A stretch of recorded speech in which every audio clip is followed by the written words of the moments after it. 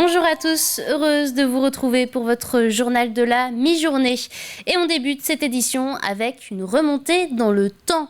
Hier se tenait la dernière journée des foires à l'ancienne d'Autrefoix-Challant. Après 3 années annulées sous leur forme habituelle en raison de la crise sanitaire, les 4 dates ont pu se tenir de nouveau au centre-ville. De quoi réjouir les nombreux visiteurs et les quelques centaines de bénévoles de l'événement. Grégoire de Châtillon. Un voyage au début du XXe siècle, une plongée autour des us et coutumes du pays maraîchin. Soyez les bienvenus à Autrefoix-Challant. Revenir dans le centre-ville après 3 ans, dans 2 années, une année sans rien 2020, une année 2021 à la ferme de la Terrière. Le parfum de 2022 est exceptionnel. Cette année, pas de foire à la volaille pour cause de grippe aviaire. Ayons une pensée pour que ça reprenne toute leur activité pour cette filière et pour tous ces éleveurs de Vendée. Challant, la capitale du canard. Autour des élégantes, canard oblige, celui-ci fait office de jeu de palais. Retournons à l'école un instant. Silence ! Asseyez-vous. C'est hors du commun parce que revenir dans le temps, c'est assez extraordinaire, mais c'est une bonne expérience à faire.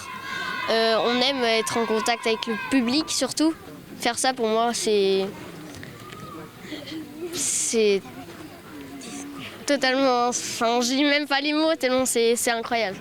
20 à 25 000 personnes sont venues remonter le temps d'une journée. J'ai l'impression d'être transporté pour le coup. Et moi qui viens de Paris, ça me change beaucoup.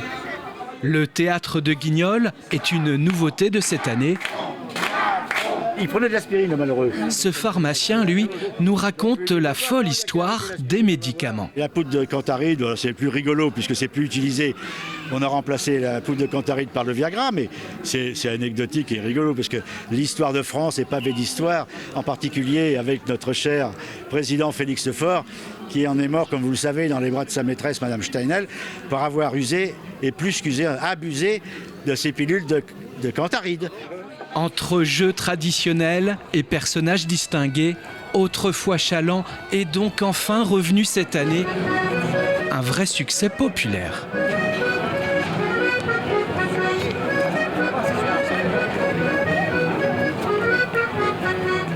Dans le reste de l'actualité, en cyclisme, le Tour de l'Avenir s'était lancé hier de La Roche-sur-Yon pour sa 58e édition.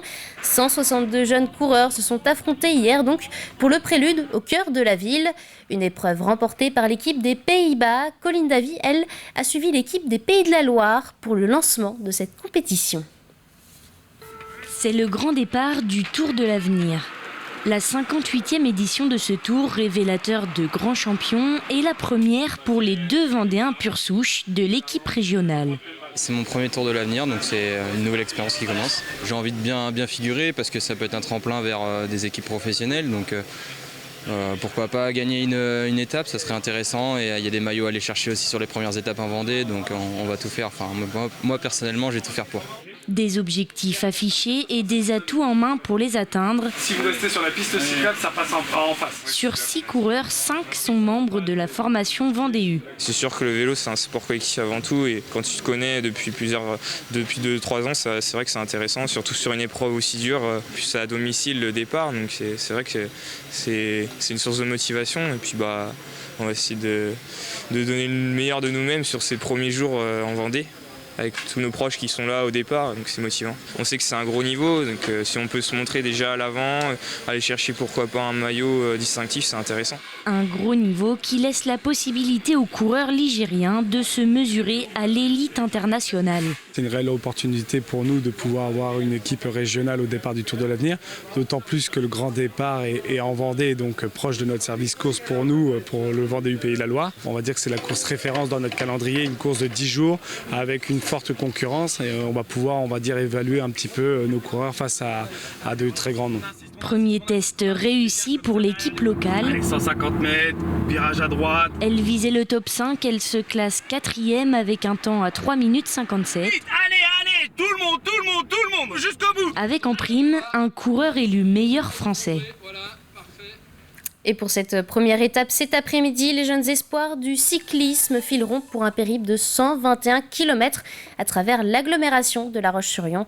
Ils partiront de la place de la Vendée pour traverser ensuite Mouilleron-le-Captif, Venanceau, Némis, Saint-Florent-des-Bois, Torigny, La Ferrière et Dompierre-sur-Yon, avant de terminer de nouveau à La Roche-sur-Yon, boulevard d'Eylau.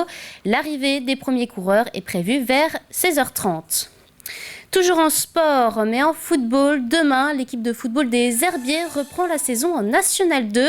Les Herbretrais devront affronter les joueurs de Moulins-Yzeure au stade Massiabel à 18h. Des joueurs qui préparent cette reprise depuis plus de 5 semaines déjà. L'entraîneur, lui, estime son équipe prête, même si rien n'est joué d'avance. Écoutez. Ça va être un championnat difficile.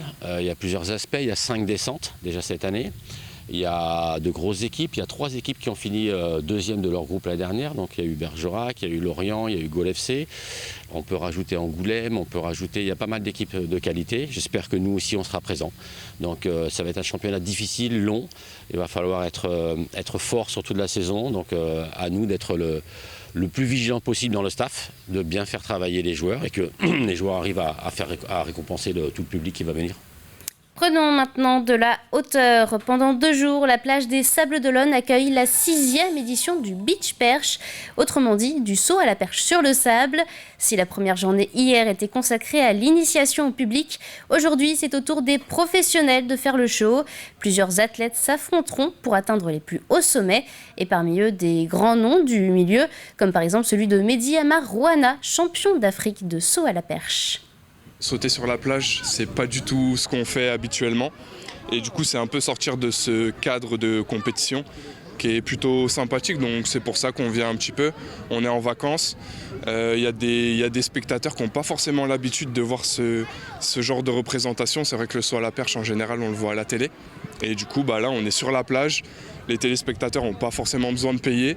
Ils viennent, ils sont posés. Et nous, on essaye de faire un maximum pour montrer ce qu'on sait faire. C'est la fin de cette édition. Merci à tous de l'avoir suivi. On se retrouve ce soir pour un nouveau journal. C'est à 18h. Belle journée à tous sur TV Vendée.